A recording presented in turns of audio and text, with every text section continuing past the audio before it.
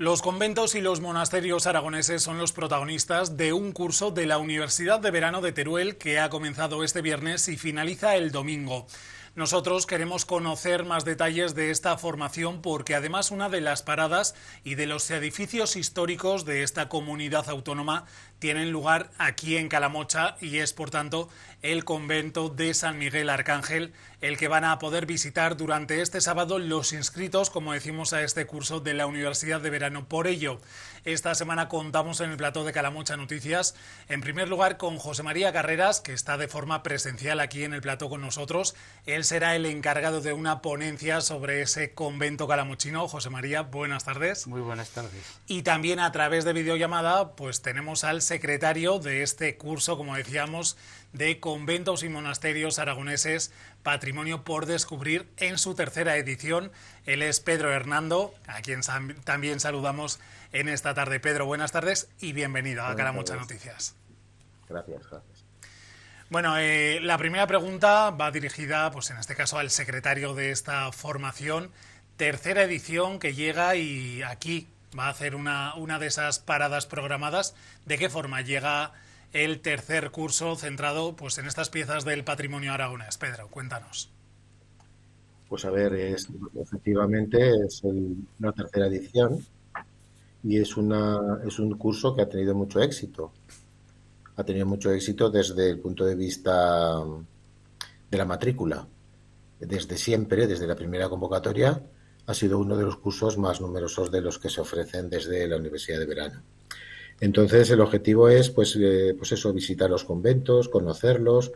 En la mayoría de las ocasiones son edificios que no se suelen ver, que no es fácil entrar en ellos, ya sea porque están las monjas o por todo lo contrario, porque ya se han ido. Entonces, se trata también de un patrimonio, pues un poco, que está un poco en peligro. Es un poco por ese desconocimiento y por esas circunstancias tan especiales de los conventos. En peligro me refiero pues a que cuando se van las monjas, pues el patrimonio artístico que existe en esos conventos, pues qué se hace con ello, qué es lo que pone la legislación, qué pasa con esos edificios, algunos se venden, otros se quedan cerrados. Bueno, el objetivo del curso es hacer una visión de todo esto y en esta ocasión, pues como nos centramos en este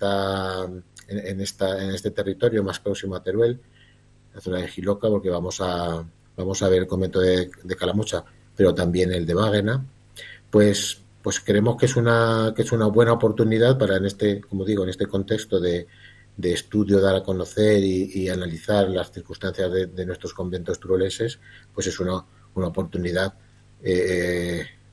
pues poder ver el convento poder estudiar el convento de Calamocha, entrar en la iglesia, entrar en el convento de Báguena, pues esas cosas que decimos que suelen ser un poco complejas y difíciles de acceder, pues con este curso pues esto se puede hacer. Yo creo que eso es uno de los motivos por los que tenemos tanta matrícula, ¿no? A la gente le interesa estos asuntos. Claro, como mencionaba que fue un éxito los dos primeros cursos, estamos hablando del 22 y 23, del año 2022 y año 2023, ¿qué es lo que más destacó, pues en este caso, esos alumnos, esos inscritos, y en torno a qué cifras estaríamos hablando de matrículas de esas dos primeras ediciones, Pedro? Pues en esta ocasión, cuando lleguemos a Calamocha estaremos 42 personas.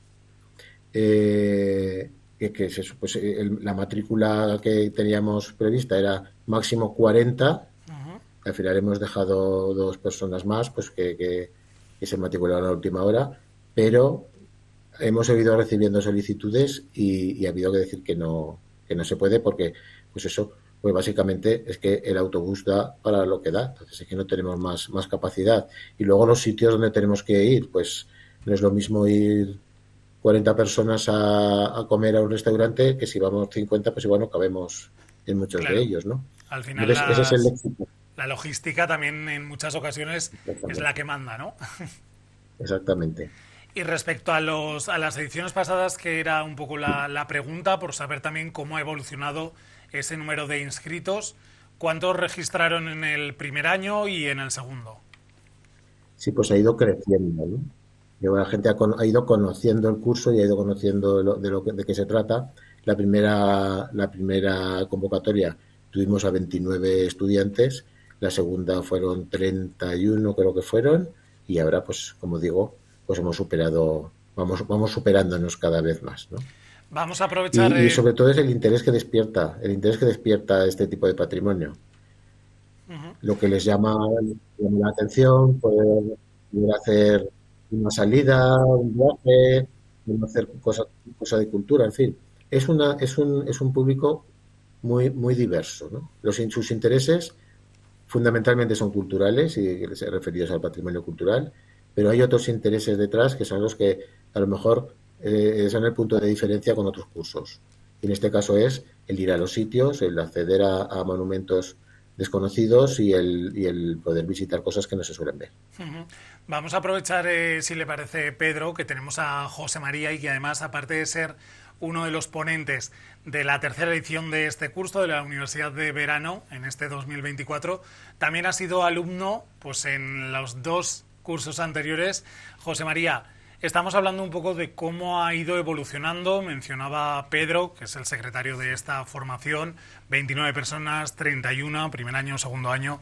¿Cómo viviste esas dos ediciones? Y también, bueno, pues qué es lo que se puede destacar, si coincide, en este caso, pues con lo que nos estaba mencionando Pedro, relacionado con esa opción de poder acceder a esos edificios. Es uno de las ideas fundamentales, al menos para mí, el poder acceder al interior de edificios que normalmente, como mucho, has podido ver la capilla o la iglesia. El resto, pues, con frecuencia a través de una reja, ¿no? Entonces, el poder entrar, ver cómo podía ser la vida en siglos anteriores o incluso en las décadas más recientes, a mí me parece muy interesante. Luego se pueden ver también elementos arquitectónicos muy interesantes en algunos, donde se puede acceder. Entonces a mí me parece muy, muy interesante. Pero aparte de eso, luego en las dos ediciones anteriores y por lo que está en el programa de este año también, los ponentes han merecido la pena. Yo he aprendido muchos de ellos porque se han tratado temas o aspectos de los que habitualmente, pues bueno, hablamos de la arquitectura, hablamos de la vida religiosa, pero hay muchos aspectos que pasan desapercibidos. Pues la música, las ocupaciones, las relaciones, las fundaciones, cómo se hacían, el mantenimiento de los edificios. Eso también es muy importante. Y luego está la duda, el futuro. Claro, esa es otra de las preguntas que obviamente tenemos que poner encima de la mesa, porque estamos hablando de edificios a los que actualmente, a la mayoría de ellos, no se puede acceder, sino es a través de este tipo de pues formaciones o jornadas que se centran en pues potenciar un poco esa historia que sí que tenemos en este caso en nuestra comunidad autónoma. ¿Cómo veis el futuro de estos edificios y un poco por la evolución que están teniendo desde que dejaron de estar habitados? Pedro, José María, el que queráis puede empezar, el melón. Yo lo veo complicado. Además, algunos edificios están en poblaciones muy pequeñas, en zonas que apenas tienen recursos y que tampoco tienen mucho turismo. Entonces, una salida puede ser un hotel, por ejemplo, algo realmente para turistas o para visitantes. Es una posible salida. En edificios, en pueblecitos muy pequeños, pienso en las cuevas de Cañar, por ejemplo, o Mirambel, realmente el mantenimiento es muy complejo. Entonces, tengo muchas dudas sobre su futuro. Luego son edificios que tienen ya cientos de años. Algunos el mantenimiento debería ser constante, porque bueno, pues las paredes, sobre todo los tejados y demás, pues cuando un edificio no se habita, tiende a deteriorarse con facilidad. Entonces yo lo veo muy complejo y la verdad no tengo claro nada. Ayer salió, o antes de ayer, en el telediario de Aragón Televisión, una de las monjas de un convento que vimos el año pasado en Teruel, que había salido a la venta. No sé si se podrá hacer. La capital tiene más posibilidades, tiene más turismo. Las zonas rurales lo veo bastante complicado. Pedro, ¿cómo lo ve desde bueno, pues su parte de secretario también de esta formación y como en este caso profesor de la Universidad de Zaragoza? Pues efectivamente, es un problema muy importante, porque no se puede definir una solución. Claro, esa es la clave de cualquier problema, si no, no lo sería, pero es que en este caso las variables son tantas que es que no se sabe por dónde empezar. Los problemas igualmente son muchos por el estado de conservación que tienen estos edificios, por lo que cuesta mantenerlos, por la ubicación que tienen. Como escuchábamos, hay conventos que están en pueblos pues que ya tienen sus propios problemas como para asumir el mantenimiento de un edificio con estas circunstancias. Eh, y es que ya no estamos hablando solo de los edificios, el propio patrimonio que contienen. Claro. La ley los protege, la ley de patrimonio histórico español y su especificidad en Aragón, pues eso existe una protección sobre los bienes muebles, ¿no? Pero incluso esos también están en riesgo. Entonces, una serie de problemas y sobre todo el principal escollo es decir, ¿qué uso le damos a estos edificios? Claro. ¿Qué necesitamos hacer? Y estos edificios pueden cumplir con esa necesidad. Entonces, si cumplen con una necesidad, por ejemplo, disponer de un espacio cultural, haciendo una pequeña reforma en el convento, o un hotel, como decíamos. Pero claro, por sí mismos los conventos no tienen el tirón suficiente como para atraer turistas. Tienen que estar en un entorno que sea más amable, que tenga más patrimonio u otro tipo de patrimonio. El problema es complicadísimo y asistiremos, por desgracia, a la desaparición de algunas de estas grandes obras que tanta importancia cultural han tenido en nuestra provincia y en Aragón en general, ¿no? Uh-huh. Asistiremos a su desaparición y a su demolición, cosa que es pues un auténtico fracaso. Pero muchas veces ocurre con el patrimonio, que lo declaran en ruina técnica, ruina económica. Con esto no podemos hacer nada. Si se pudiera articular algún tipo de política específica para conventos a nivel de la comunidad autónoma, por lo menos, pues eso facilitaría mucho. Reunir expertos, plantear una serie de líneas de actuación, eso podría estar bien, pero en general el problema es muy grave. Sí. A la hora de hablar de una reconversión, ¿consideran que debería mantener esa esencia original o que, bueno, pues simplemente con que mantenga la esencia general sería suficiente? Pues cuando se interviene en un edificio evidentemente se cambia mucho. O sea, pensemos el Palacio Real de Madrid, cuando se hizo no había luz eléctrica, no había cocinas actuales, no había lavabos como los entendemos ahora y se han hecho. Es decir, la adaptación a cualquier edificio histórico pues siempre conlleva modificaciones.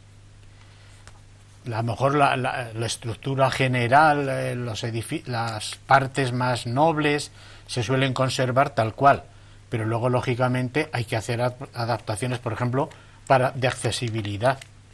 Pues hay que poner ascensores. En el Museo del Prado ha habido que poner ascensores, lógicamente, si no, muchísima gente no podría ir a ver a Velázquez. Uh-huh. Entonces, siempre hay que ceder, digamos, siempre hay que dejar intervenir a los arquitectos para que adapten a las necesidades actuales. Ahora, ¿hasta dónde? Ahí está la discusión. A uno les parecerá que se ha excedido en la intervención y a otros les parecerá que un edificio de estas características, tal como está, pues a lo mejor ahora no es operativo. Es muy complicado eso. Además, siendo pues edificios que han albergado esa vida religiosa, claro, deberían continuar en una línea pues cercana, o también cabe la posibilidad, como también ocurre en otros sitios y en otros países incluso se les da múltiples usos, aunque sea por completo cambiar esa relación con la Iglesia, también cabría la opción. Sí. De hecho, cuando se están convirtiendo en hoteles, que hay muchos, por ejemplo, paradores de turismo y demás, yo he estado en algún parador de turismo que era un antiguo convento. Pues en parte se ha respetado pues lo que son los claustros, lo que son los pasillos, luego evidentemente las habitaciones se han adecuado a los estándares de comodidad que tenemos ahora. Si se ha puesto aire acondicionado o calefacción, pues lógicamente se agradece también, como es lógico, ¿no?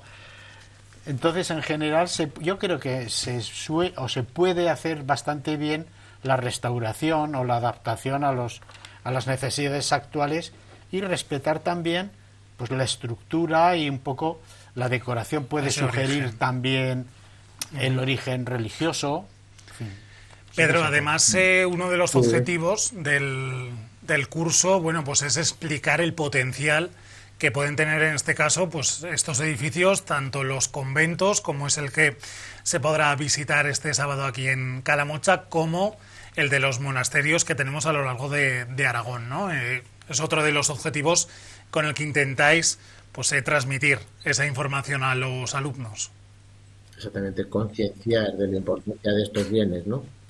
Y luego, pues también intentar generar una especie de masa crítica que perciba que la importancia de estos grandes edificios y del patrimonio cultural que contienen, ¿no? Y luego, en cuanto a las reformas, al uso que se les puede dar, por eso digo que creo que puede ser importante el sentar en una mesa todos los expertos, arquitectos, historiadores del arte, restauradores, que puedan aportar para generar una línea de trabajo. Eso sería muy importante, porque lo que ocurre es que cada convento pide una cosa. Hay conventos que lo que ha ocurrido es que ha venido otra orden religiosa con otros fines y otras funciones sociales a habitar ese convento y le han dado otro uso, lo han utilizado como residencia o en el ámbito más sanitario. Es que esos conventos pues se les ha dado esa solución y a otros conventos se les da otras soluciones. Pues, por ejemplo, estoy pensando ahora en el convento de Albarracín, que va a ser utilizado como hotel. Pues ese convento pues fue adquirido por el grupo hotelero y quiere hacer ahí un hotel con encanto, con cosa histórica. Pues vamos a entender que la mayoría de los espacios históricos de ese convento se mantengan. Tampoco está claro, pero sí, vamos a entenderlo que sí, porque es un valor que le dan a su establecimiento. Es que cada convento, casi tenemos que ir convento por convento viendo a ver qué soluciones particulares se le podrían dar, ¿no? Que es lo que demanda un poco también el propio espacio. Centrándonos ya en las tierras del Jiloca y bueno, pues por conocer un poco de qué se va a hablar en el caso del convento de las franciscanas de aquí de Calamocha, José María, ¿en qué línea va a ir esa conferencia de este sábado por la mañana con esa visita también junto a la de la iglesia? Porque luego después por la tarde es el momento de ir hasta Baguena, pero nos quedamos aquí en Calamocha. Cuéntanos. Pues a ver, en principio es contar lo poquito que se sabe de la historia de ese convento. Hay muy poquita documentación, prácticamente no se sabe casi nada. Eso por una parte, pero algunos datos sí que hay y alguna documentación sí que se ha encontrado, aunque sea muy escasa. Entonces, con esos datos se puede más o menos imaginar cómo era la vida en el interior de un convento de clausura de mujeres, de monjas. Y luego, por otra parte, ver lo que se pueda ver del edificio. Cuando en el año 2007 las monjas se fueron, pues prácticamente se llevaron casi todo. Era suyo, es decir, eran sus posesiones. Donaron, creo recordar, a la diócesis la iglesia, la capilla del convento, y el resto lo compró el ayuntamiento de Calamocha. Entonces, pues lo que se trata es de ver un poco qué es lo que había, qué es lo que hay y sobre todo qué es lo poquito que sabemos de su historia. Para ello, pues vamos a poner unas diapositivas, la típica diapositiva de cualquier charla, y un pequeño documental de unos pocos minutos que se conserva, grabado precisamente por la televisión de Calamocha hace 29 años. Entonces, Sergio Hernández, vuestro... Martínez, vuestro jefe, ha hecho una selección de todas las imágenes. Había un documental de unos 40 minutos, pero ha seleccionado para 6 o 7 y ver un poco distintos aspectos. Entonces, de esa manera podemos ver al menos la parte final del convento. Claro, porque ¿en qué situación se encuentra ahora mismo el convento? Mencionabas que bueno, las partes que sí que se puedan ver o visitar se accederá, pero sabemos que en su totalidad no está accesible para nada. A ver, hemos estado haciendo fotografías en el interior, pero la verdad deja bastante que desear como está, ¿eh? Entonces, lo que es la capilla, la sacristía, el coro bajo, todo eso se puede ver perfectamente. En el resto, pues hay cosas que se han desmantelado. Por ejemplo, el lavadero, las piedras se sacaron y están en el parque, aquí en Calamocha. Se podría ver a lo mejor desde algún lugar el huerto enorme que tenían, que servía de base de alimentación del convento. Pero en general no queda casi nada, es que se llevaron hasta los marcos de las puertas. Claro, estamos hablando de... No solamente ya el patrimonio, que tampoco se conoce muy bien cuál es, puesto que lógicamente se lo llevaron donde se fueron las hermanas, se fueron a Miedes y luego, que ya han muerto todas las que había aquí, están en Épila. Entonces no sabemos tampoco muy bien qué patrimonio había. Algunas cosas se han conservado, la iglesia está perfectamente, muy bien cuidada además, de hecho se utiliza constantemente para celebrar misa allí. Entonces esa sí que se puede visitar. Entonces podemos hacer básicamente eso y luego pues proyectar algunas imágenes de lo que hemos podido ver, pero el interior es preocupante.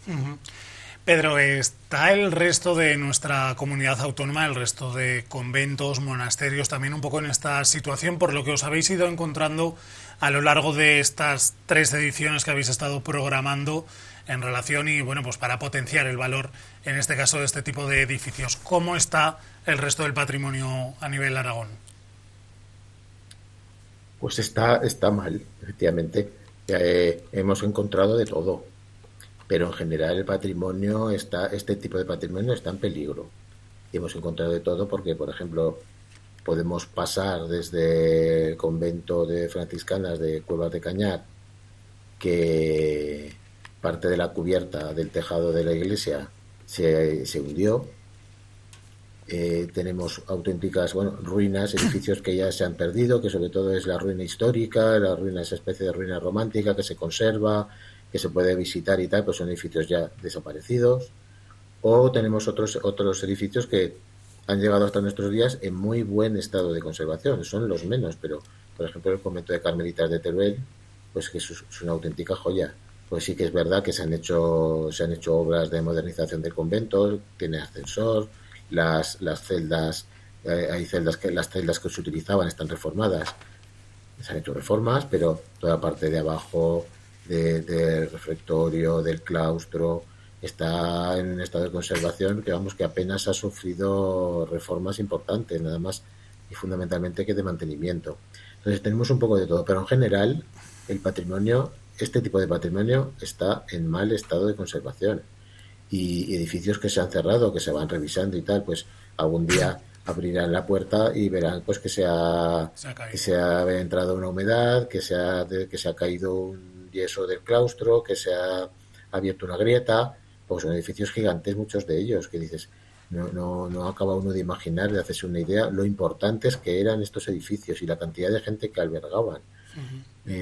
Pues el paso del tiempo, las distintas circunstancias y los cambios sociales y culturales pues nos han llevado al lugar en el que estamos ahora. Pero en general no ha habido una política muy clara de mantenimiento de estas grandes infraestructuras y por muchos factores, por la propia naturaleza de las órdenes religiosas, su obediencia. Ahora tenemos el caso de las monjas de Belorado ahí tan claro, ¿no? Su obediencia a las distintos cargos de la Iglesia, el uso y propiedad de esos bienes, de quién son, si son de la orden, si son de las monjas que están allí. Es incluso legalmente problemático, pero el resultado es pues que está en mal estado de conservación. Y no se haga eso. En este caso, ¿cómo ven las actuaciones o un poco el apoyo o esa falta de apoyo por parte de las administraciones, de las instituciones, que al final también, pues incluso si salimos ya de lo que es el obispado y bueno, pues que en muchos casos sí que pertenece a ellos y en otras ocasiones, como mencionaba José María a lo largo de la entrevista, pues se han adquirido pues a lo mejor por diferentes ayuntamientos u otro tipo de instituciones? ¿Cómo se encuentra el papel de la administración en este asunto de ese mantenimiento, de esa conservación? Pues hombre, yo creo que está claro, es un problema muy importante. Entonces le estamos poniendo a la administración en una situación que cualquiera podría contestar lo que pueda contestar la administración. Es decir, bueno, muy bien, pero ¿qué hacemos con esto? Lo compramos, gastamos dinero público, pero le vamos a dar un uso. Lo compramos por comprarlo, o lo compramos y se nos cae a nosotros en vez de que se caiga a la orden. Es que tampoco a la administración tampoco le podemos pedir, no iba a decir grandes cosas, no, me refiero, no le podemos pedir que se haga una inversión pública tan potente como la necesaria para ponerlos en valor y mantenerlos al menos, ¿no? Si no le damos, claro, soluciones y usos y conveniencias sobre el mantenimiento de estas arquitecturas y de estos bienes, ¿no? Entonces la administración pública está dentro de la situación y viendo el problema como lo podemos ver los historiadores del arte, los historiadores que trabajan en estas órdenes religiosas. Lo ven como lo vemos nosotros, es un problema, a ver cómo lo podemos solucionar, pero tampoco les podemos cargar toda la responsabilidad de lo que ocurre, ¿no? Porque si estuviera claro lo que hay que hacer con este patrimonio, pues se lo habrían hecho. Claro. José María, no sé si hay algo más que añadir al respecto del papel que están tomando y teniendo las administraciones. Pues hombre, las administraciones hacen lo que pueden, creo yo. Y de hecho las soluciones que se han dado son muy diferentes. Algunas son residencias de ancianos, otras son hoteles, otras pues se han cedido, por ejemplo en Mirambel, el convento de las monjas, pues al ayuntamiento por X años. Y una parte la parte más monumental se está manteniendo, se puede visitar, y luego hay una parte privada que lógicamente no se puede visitar, no está habitado por monjas. Entonces se han dado soluciones diferentes. Yo creo que en una provincia como la de Teruel y en una comarca como la nuestra, con la despoblación que hay que ir pensando qué soluciones se van a dar a todo el patrimonio eclesiástico, por ejemplo, pero no solo eclesiástico, de aquí a 20-25 años. Y a lo mejor sí que es un momento de pensar que algunos de estos grandes edificios pueden ser contenedores, aunque solo sea un simple almacén, ya no digo un museo o un centro de interpretación o de investigación, de ese patrimonio o de archivo o que sirvan algo así. O sea, estos grandes edificios creo que habría que intentar buscarles alguna solución. Se han hecho de varias maneras. No es fácil, no es fácil. Y en un territorio como el nuestro, que tampoco tiene tanto turismo, lo que decía antes Pedro, un monasterio, un convento por sí no es un atractivo suficiente. Tiene que estar rodeado de otras cosas más, sea el paisaje, sea la caza, sea la naturaleza, sea la gastronomía, sea el deporte, lo que sea. Y este otro puede ser una parte más del atractivo, un complemento, o no complemento, por sí puede tener naturaleza, como hay muchas iglesias o castillos que realmente merecen la pena una visita.